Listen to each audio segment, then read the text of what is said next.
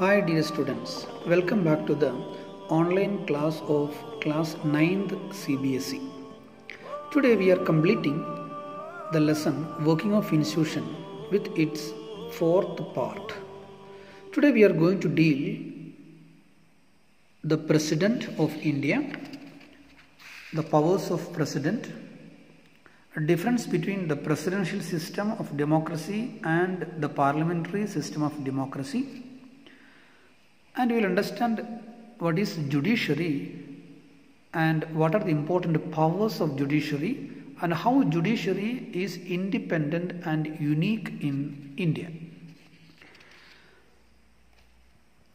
You know, our country, we have parliamentary form of democracy.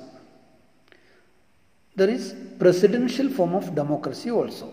Countries like America have presidential form of democracy where president is the head of the government as well as the country. But we have parliamentary democracy where the president has only nominal powers. Do you know who is the present president of India? Which state he belongs? Please find the information and tell me. Do you know who elect the President of India? Yes, the President of India is not directly elected by people. We elect the MLAs and MPs, but not the President.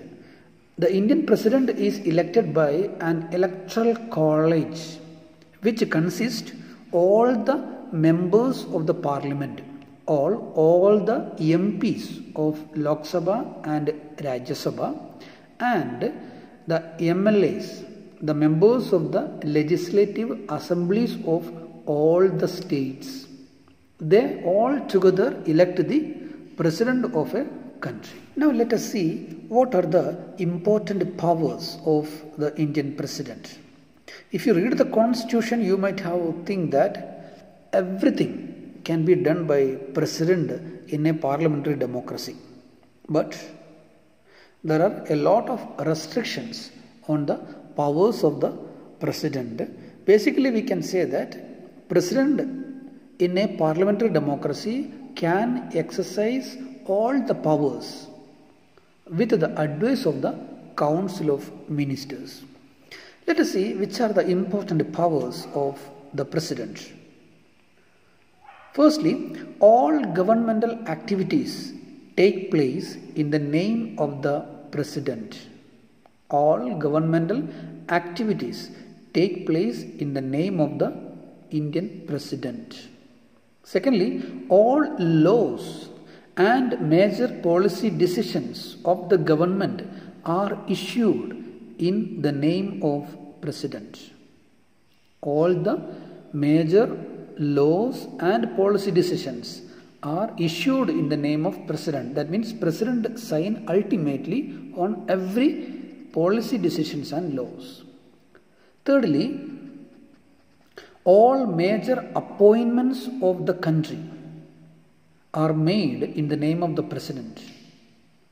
Let us see who are the important people appointed by the Indian president. So, the Chief Justice of India, the judges of the Supreme Court, the High Court, judges, the governors of the states, election commissioners, ambassadors to other countries, all these major appointments are made by the President. Fourthly, all the international treaties and agreements are made in the name of the President.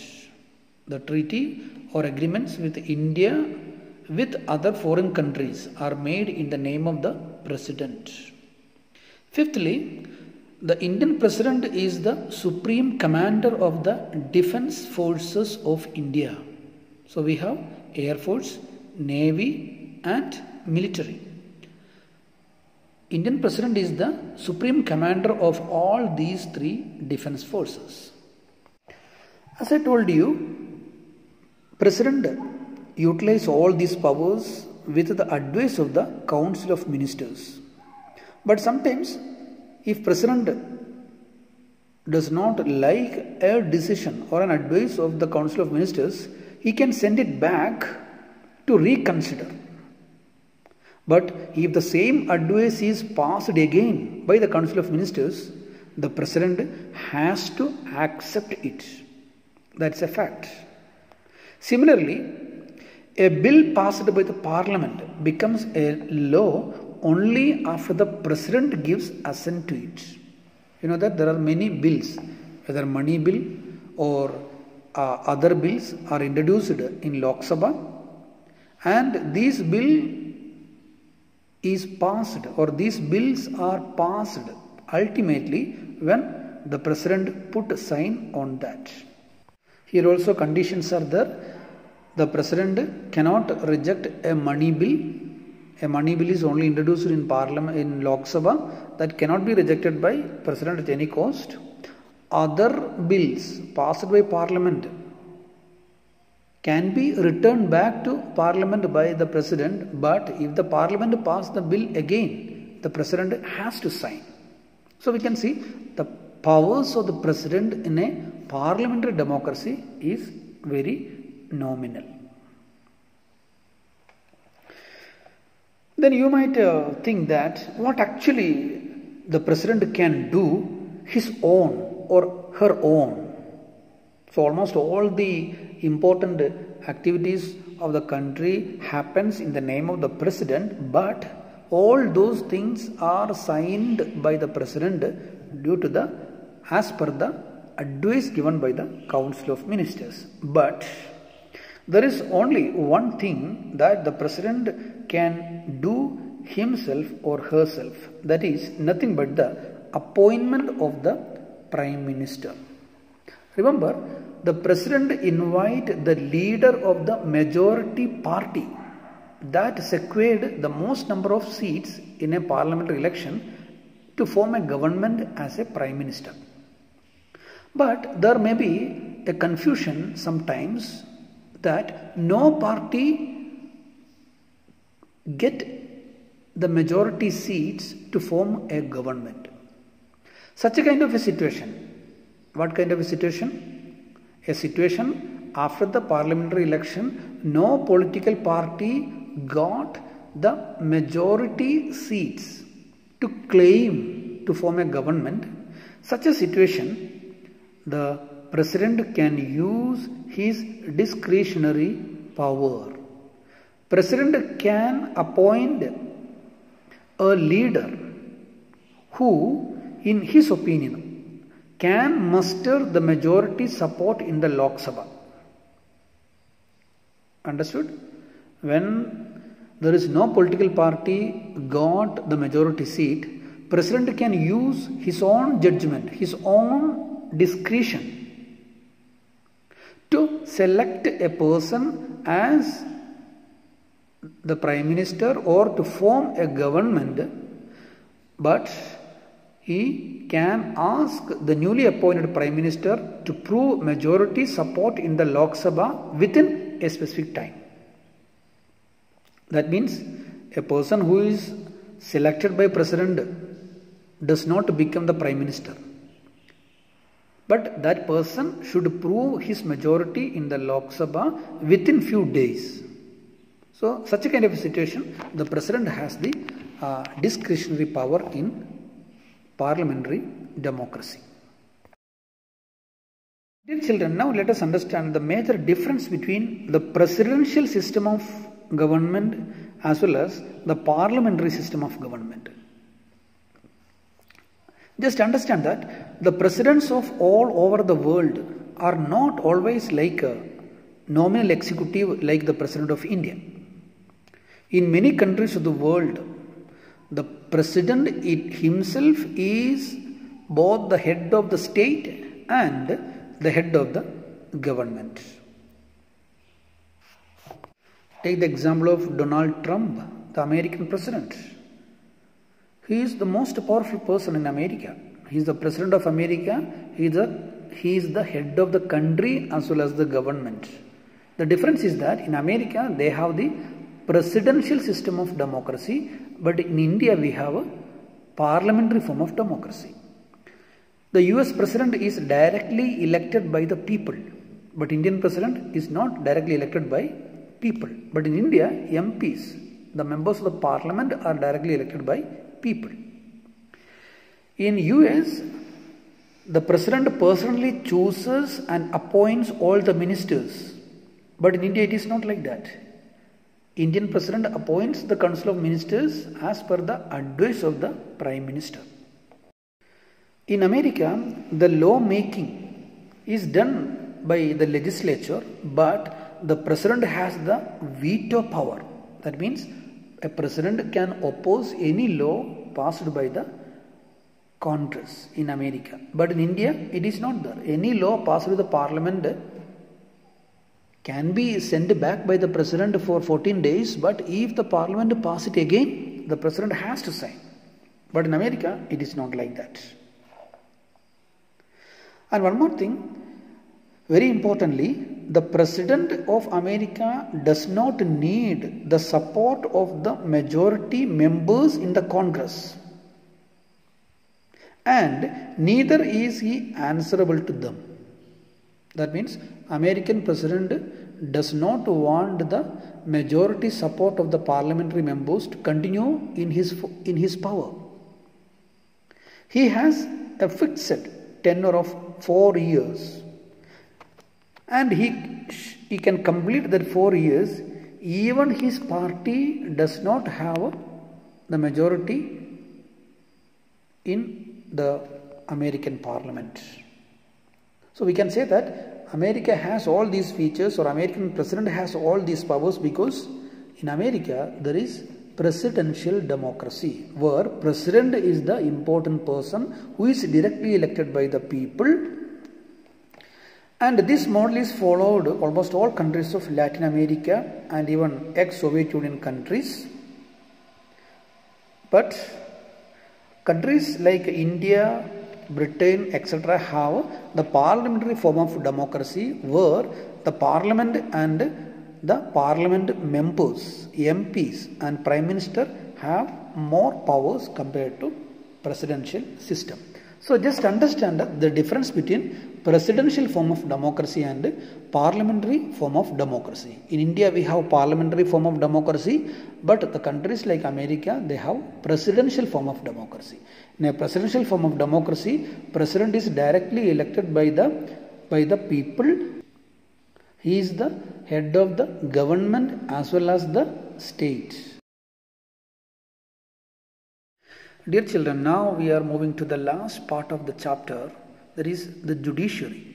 As you know, judiciary is the third and very, very important organ of the government. You have seen the role of judiciary in the story of Office Memorandum at the end. Judiciary is the organization that heard all the grievances of every individual related to the Office Memorandum and brought a verdict, a final decision which is accepted by everybody. So if judiciary was not there, the consequences of the Office Memorandum was very severe and could not be controlled. So we say we have an independent and powerful judiciary. Independent and powerful judiciary is very essential for every democracy, because remember, judiciary, executive and legislature, there are three important organs of the government. But here judiciary is very important and it is separate from legislature and executive. Why? Legislature includes all the MPs and MLAs. Executive, we have studied that it includes again all the ministers, all the political executives and all the government employees. But the judiciary is independent and not connected with legislature and executive. All the courts at different levels in a country put together are called the judiciary. So we have the court from local level, we have district courts, we have high courts, and we have the Supreme Court. You know, Supreme Court is the only one for the country. High courts are there in every state, and district courts are there in every district level of every state. So it means that the Supreme Court controls the judicial administration in the country. So which are the important powers of the Supreme Court? Let's analyze. First of all, Supreme Court resolves the disputes between citizens of the country. Supreme Court resolves the disputes between the citizens of the country. Secondly, Supreme Court resolves the disputes between citizens and government. Thirdly, the Supreme Court resolves the disputes between two or more state governments. So in the issue of Kaveri, issue between Tamil Nadu and Karnataka. So those cases. And Supreme Court even solves the disputes between governments at the union and state level. That means central government and state government issues are resolved by Supreme Court. Supreme Court is the highest court of appeal in civil and criminal cases. You know, if a judge give a verdict in a district court, we can give appeal to High Court. If High Court also give the same verdict, we can again give appeal to Supreme Court. If Supreme Court gave the final verdict, so there also single bench is there, single judge, and division bench is there, group of judges. If both of them give the same verdict, we have only give a petition to, a mercy petition to the Indian President. That means Supreme Court is the final court that give the final verdict. How can we say that the Indian judiciary is independent? So we can say it is independent because it is not under the control of legislature or the executive. How can you say that they are not under the control of legislature or executive? First of all, the judges do not act on the direction of the government or according to the wishes of the party in power. That means either Narendra Modi or any ministers or any MPs or MLA can give any guidance or any order to the judges or the court to do anything. Judiciary is totally separated from executive as well as legislature. The judges of the Supreme Court and High Courts are not appointed by Parliament or any of the ministers. Remember, second thing, how can you say that Indian judiciary is independent? The judges of the Supreme Court and High Courts are appointed by the Indian President on the advice of the Prime Minister and in consultation with the Chief Justice of the Supreme Court. That means no minister or no Prime Minister can change or appoint a court judge. The senior judges of the Supreme Court usually select the new judges to the Supreme Court as well as High Courts. The senior most judge of the Supreme Court is usually appointed as the Chief Justice. Who is the Chief Justice of India at present? Who is the Chief Justice of Karnataka High Court? Find it. You have to find and tell me later.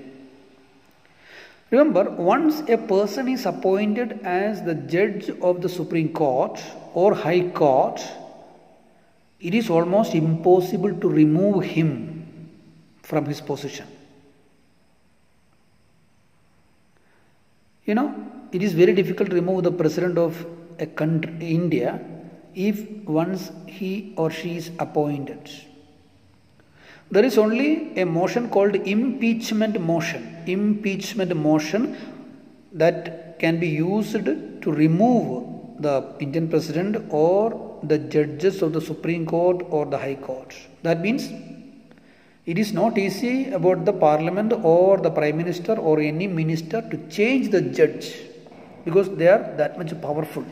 A judge can be removed by impeachment motion passed separately by 2/3 majority of Lok Sabha as well as Rajya Sabha. That means an impeachment motion to remove a judge from a High Court or Supreme Court should be passed by Rajya Sabha and Lok Sabha separately with 2/3 majority. Then only a judge can be removed from the position. But so far in India, no judge is removed through such a procedure. The Supreme Court and the High Court have some other extra powers. What are they? Supreme Court and High Courts have the power to interpret the constitution of the country. You know, our constitution, there are many rules and regulations. Who will define the magnitude, the extension of all these rules? The Supreme Court and High Court judges have to explain. The Supreme Court can declare invalid any law of the legislature or the action of the executive in central government or in the state government.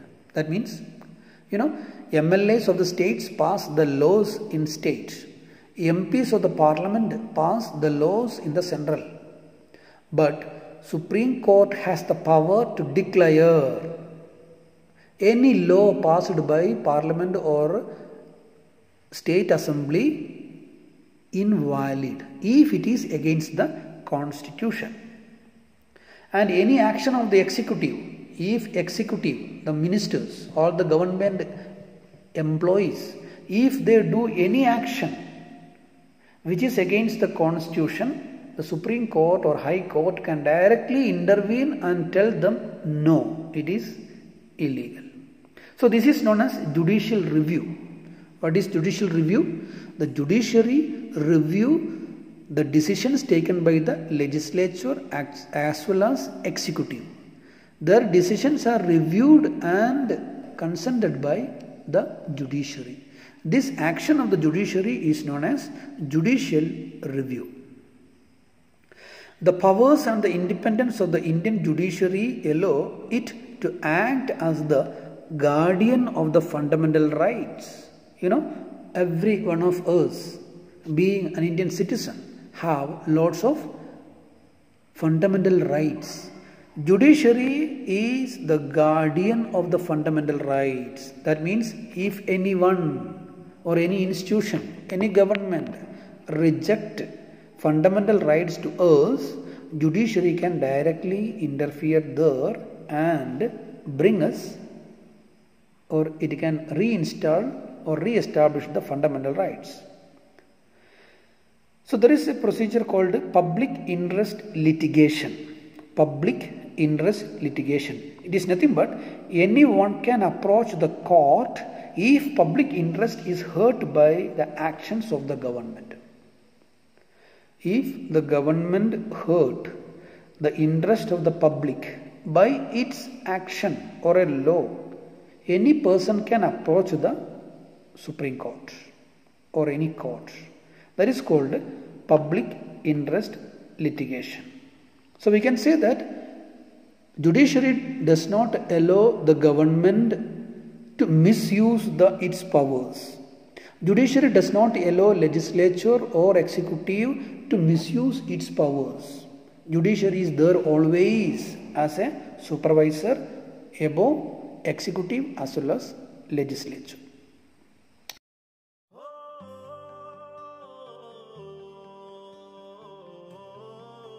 Dear children, today we have discussed in detail about the presidential system, the powers of president, parliamentary democracy and the judiciary, the powers of judiciary, etc. Read the textbook very thoroughly and understand all the factors, underline the points and send me the photos.